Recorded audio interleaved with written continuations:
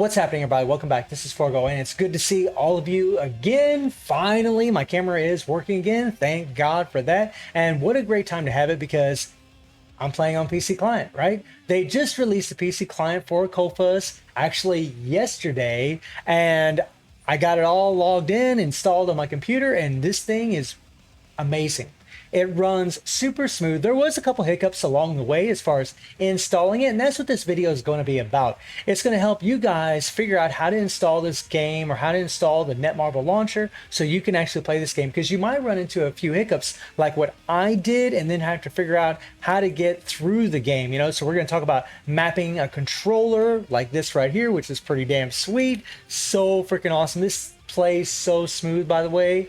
The PC client is primo. The game feels like a completely new game, my friends. So I'll go ahead and pull up this right here. So this page here, now guys, I'll put the link to this in the description below. It's also in the forums. This is where you're going to download your PC client. It's this simple, guys. You just hit download now, and then they actually tell you the steps afterwards that you need to follow.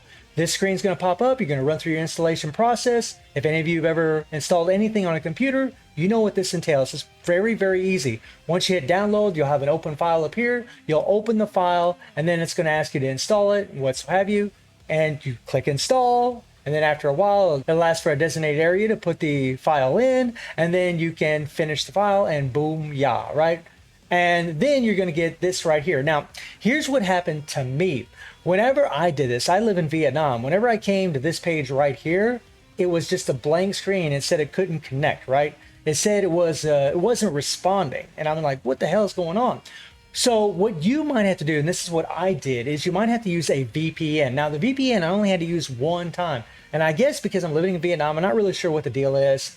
I had to get a VPN, set it to the United States, and then this would work. Okay, so what happened in my situation was I clicked on it, I closed it out, I changed my VPN to the United States, and then I opened this back up, and then it was just a white screen. So then I turned off my computer, turned it back on. You probably don't even have to turn off your computer. You probably could just close this out and then turn it back on, and then it worked like a champ, guys.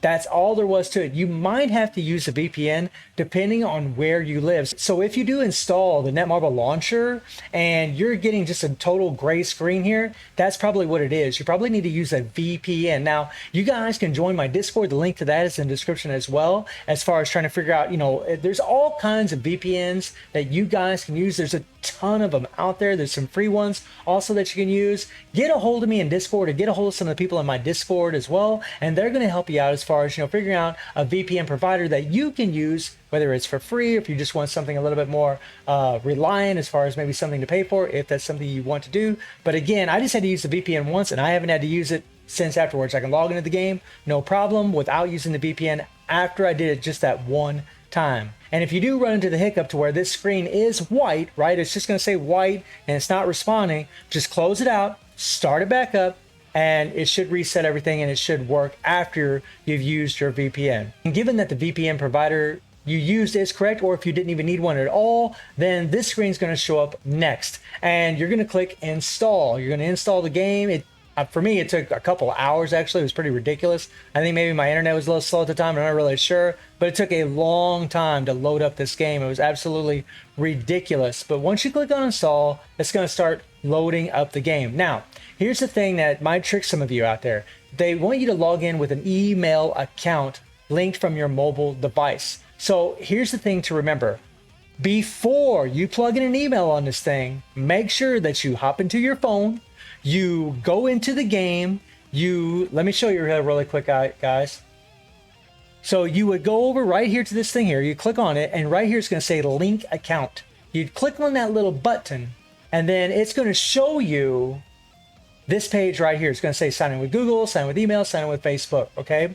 Make sure that the email that you use, or maybe some other separate email, whatever email you have, make sure that you link it to your mobile device first before you try to use it on the PC client, okay? Whenever you link that email to your mobile device, you're linking it to the account that you're playing here.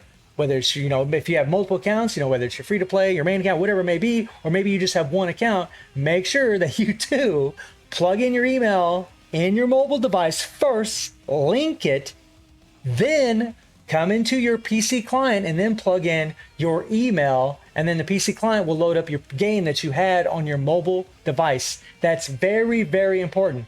First step, make sure you link your account to an email address on your mobile device, then plug it in on your PC client.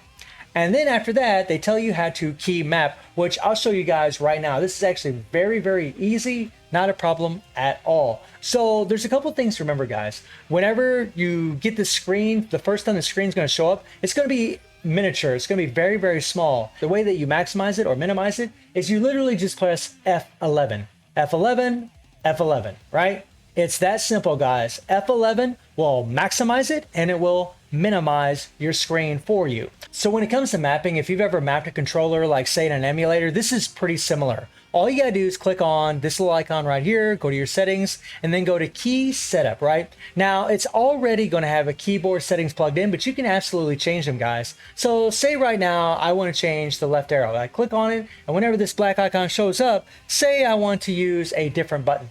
There we go, now my period button works for it, right? Say I wanna change to go right to K. I press K, and now K works for it.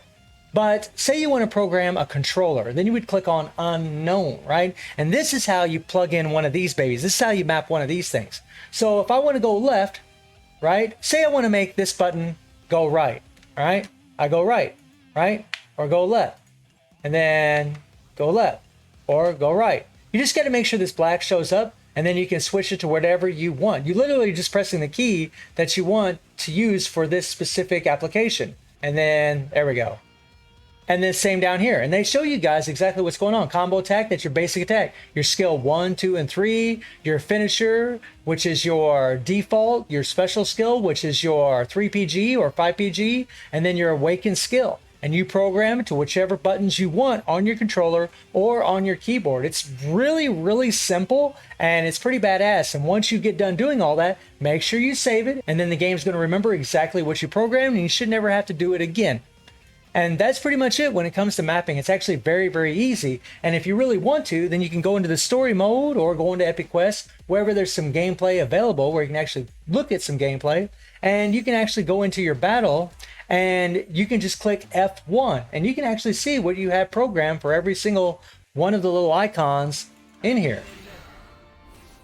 So we'll click on F1 as soon as we start.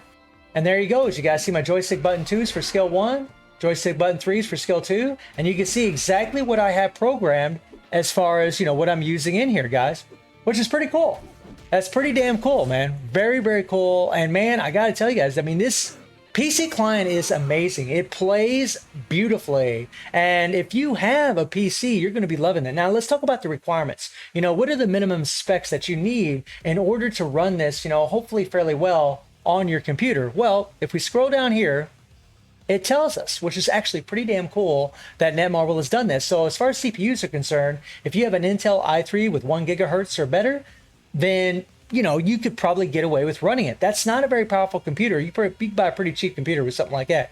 The Intel i5, this is funny because this is actually what I have on my potato computer, was an Intel i5 for 3 gigahertz or better, means that's recommended. It's going to do really, really well. Your memory, 8 gigs of RAM, that's pretty typical with most computers.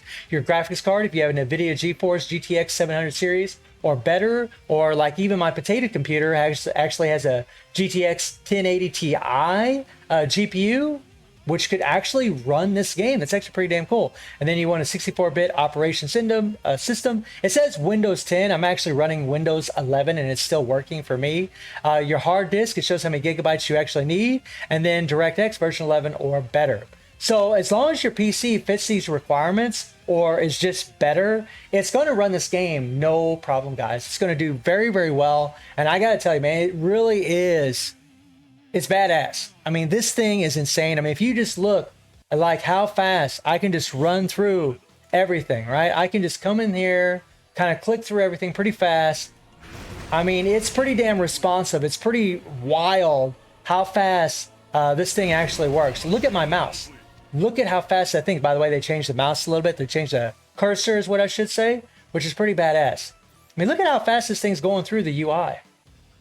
It's pretty quick. I mean, yeah, you got some loading phases, right? But it's way better, at least for me, on my computer, it's way better for me than what my mobile device ever was, man. It is badass. This thing is amazing. And Copas has just became so much better than, I mean, I've always loved this game, but now it's so much better that it's not even funny, guys. So all of us that are playing on PC, we are loving life. And again, you guys might have to use a VPN in order to play it. And if you are having any problems with this, please join my Discord and talk to the people in there, man, or just contact me in Discord and I'll try to help you out the best that I can. So far, man, I'm loving the living hell out of this. This is awesome. It's a dream come true that the PC client came so soon for us. I'm actually blown away by it, and it's been running super, super awesome for me, guys. So let me know if you're playing on PC client and how you're liking it. And I do stream on Twitch at 9 p.m. GMT+7 time. The link is in the description below, and I hope you enjoyed the video. Thank you for watching, y'all. Take care and have a good one. Bye, everyone.